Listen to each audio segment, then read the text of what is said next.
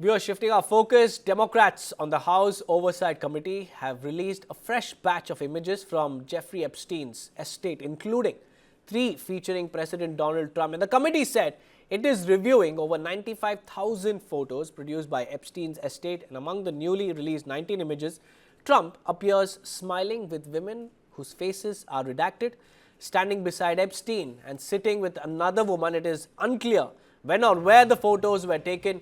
Other prominent figures seen in the images include former President Bill Clinton and former Trump aide Steve Bannon, Bill Gates, and former Treasury Secretary Larry Summers. Committee Democrats, led by Robert Garcia, called the photos disturbing and also urged the Department of Justice to release all the files related to the Epstein case. Trump, who was friends with Epstein in the 1990s and early 2000s, says he broke off ties before Epstein's conviction and denies any knowledge of Epstein's abuse or sex trafficking. But the latest pictures that have been released clearly shows Donald Trump, Bill Clinton and other top faces who are very, very close to Donald Trump seen side by side with Epstein in those photos. And now what we understand is that the representatives of the House Committee have urged the Justice Department to make the Epstein files public, all of them.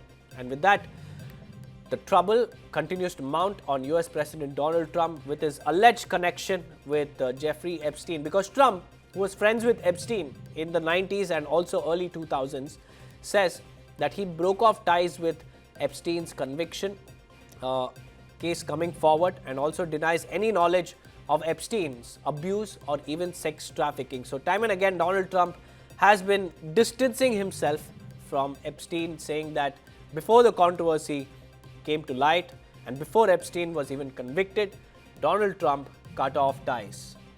But most of it is now being investigated because more and more pictures of Donald Trump with Epstein are continuing to surface with each passing day.